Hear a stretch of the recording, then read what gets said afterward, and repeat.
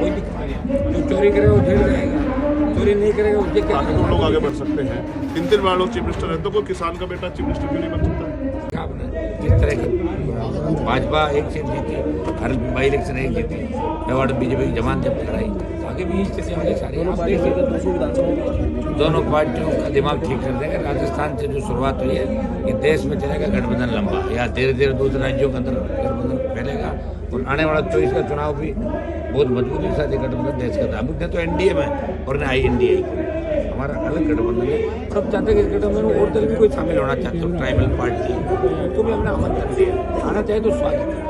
मजबूत नेता जैसे बीजेपी की टिकटें बिक रही है बाजार में, 5 करोड़ 8 करोड़ 15 करोड़ की रेट बीजेपी की टिकट कर रही है कि एक व्यक्ति कल मुझे कह रहा था मेरे 5 करोड़ रुपए ले लिए, वापस देने के लिए बात करें, नहीं देंगे तो आपको बताएंगे। मैं बता रहा हूँ ऐसी स्थिति बीजेपी की। कौन बीजेपी? हाँ, तो टिकट बट रहे हैं भाई, सारा पता करो आप लोग। कांग्रेस में भी जिस तरह की जो जुतम पेजार हो रही है, आज और लड़ेंगे दिल्ली में। कुछ ढंग के लोग कांग्रेस बीजेपी छोड़ के भी हमारे साथ आना चाहिए। हमने से तो ये भाई साहब टिकटों का जो मोल भाव हो रहा है केवल बीजेपी में ही हो रहा है या कांग्रेस में भी? कांग्रेस में है लेकिन ज़्यादा बीजेपी ने इस बार माल वसूल किया रहा। और वैसे एक और सवाल, जिस तरीके से अभी लगातार पूरे प्रदेश भर में ईडी के द्वारा कार्रवाई की जा रही है, इनकम टैक्स के द्वारा कार्रवाई देखिए, की जा रही है, ईडी अपनी कार्रवाई करे, इनकम टैक्स करे, लेकिन समय जब पुराने मामलों को समय पर करना चाहिए। चुनाव का समय थोड़ा यूँ लगता है। बाकी दोषी है तो उनको अरेस्ट करें, मैं ही करा। ईडी ने कार्रवाई करी है, दोषी तो पकड़ लें उनको, कोई दिक्कत नहीं है। जो चोरी करेगा वो जेल जाएगा, चोरी नहीं करेगा उससे क्या करेगा। हमारे तो नहीं कर रही कार्रवाई, लेकिन समय 3 महीने 4 महीने पहले करना चाहिए था, कोई दिक्कत नहीं। अभी अगर कार्रवाई करें तो कार्रवाई को अंजाम देना चाहिए। सीएम बार बार गजेंद्र शेखावत के खिलाफ कहते हैं संजीवनी में, तो सीएम को रोका किसने? गिरफ्तार करो उसको, नहीं है तो बार बार बात मत करो। हम यही कह रहे हैं कि ये जो बयान वीर है दोगली बात करें, दोगला चरित्र इन लोगों का। बीजेपी ने 5 साल कांग्रेस की मदद की राजस्थान में, मेज जोशी के मामलों दूसरे मामलों सिर्फ RLP लड़ती नजर आई। माफियाओं के खिलाफ सड़कों पे, लोकसभा में किसान और अग्निवीर के मामले में एक व्यक्ति राजस्थान का साथ ERCP विशेष राजेंद्र सिंह वो लड़ रहा है और आगे भी लड़ेगा। 18 में भी लड़ा, फिर लड़ेगा, 13 में लड़ा, 8 में लड़ा, 3 में लड़ा और आगे भी मेरी जंग जारी रहेगी। और राजस्थान की सत्ता पहले 5 साल कांग्रेस की और उससे पिछले 5 साल बीजेपी की जनता ने देखा किस तरह का बेबसी, लाचारी, अन्याय, समस्याएं उनके सामने आई। आज जो सबसे बड़ा चिंता का विषय वो नौजवानों के लिए बेरोजगारी का है। हमने एक तय किया है कि यहाँ भी 90 लाख नए वोटर तैयार हुए हैं। वो नौजवान उसको सोचता क्या है, उसके मन में सपना क्या है। वो कभी सरकारी नौकरी की तरफ देखता है, कभी प्राइवेट सेक्टर में देखता है, कभी सोचता है कोई अपना रोजगार कर ले, लेकिन सरकार ने तो ऐसे अवसर नहीं दिए।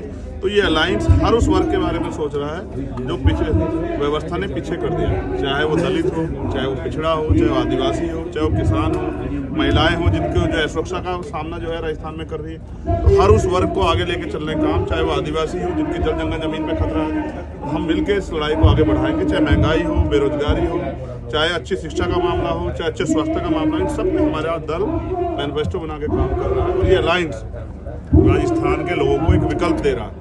अब तक मजबूरी थी कि अगर 5 साल कांग्रेस से परेशान रहे तो बीजेपी को दो, 5 साल बीजेपी से परेशान रहे तो कांग्रेस को दो। तो लोग ये सोचते थे कि कोई कभी तो ऐसा मौका मिले कि इनके खिलाफ वोट देने का मौका मिले, अपनी मनपसंद वोट देने का मौका मिले। तो ये जो गांव में, क्योंकि ये देखिए बड़ी आबादी जो है वो गांव में निवास करती है, शहर में नहीं करती है। तो गांव इस अलायंस से गांव में जो खुशहाली आई है, गांव में जो एकता बनी है, गांव में जो किसान और मेहनत कश लोग हैं उनमें जो प्रेम बढ़ा है वो आज यहाँ इस रैली में दिखाई भी दे रहा है। परिणाम इस अलायंस के पक्ष में आएंगे।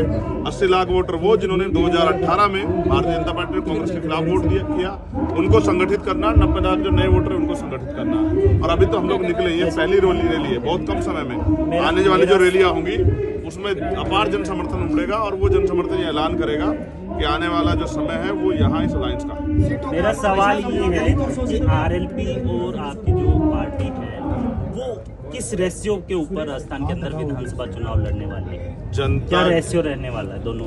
मैंने कहा ये अलायंस हमने ये नेचुरल अलायंस है। डॉक्टर बाबा साहब अम्बेडकर और सर छोटू राम ने आज़ादी से पहले अलायंस किया। इसमें कोई शिकवा शिकायत है नहीं। हम मिल के, चाहे वो RLP के विधायक हैं, चाहे वो ASP के विधायक जीत गए, वो सब हमारे विधायक हैं। कोई रेशियो नहीं है। ये एकता गठबंधन है। और जब से अलायंस हुआ है, गाँव में जो लोग अपने आप को डरा सहमा महसूस करते थे उनमें एक बल पैदा हो गया है।